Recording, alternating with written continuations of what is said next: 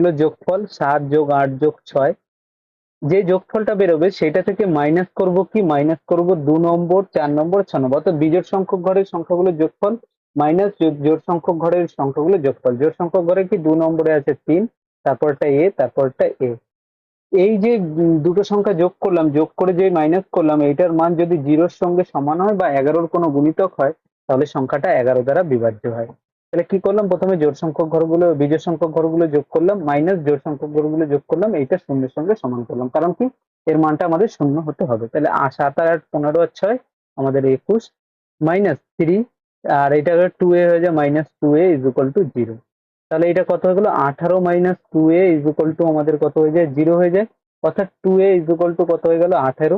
তাহলে এটা দিয়ে যদি কেটে দিই কত হয়, 9। অর্থাৎ এর মান কত এসে দাঁড়ালো, 9 এসে দাঁড়ালো। এর মান কত দাঁড়ালো, 9। এটাই হলো আমাদের অ্যান্সার। ঠিক আছে, বুঝতে পেরেছো তো?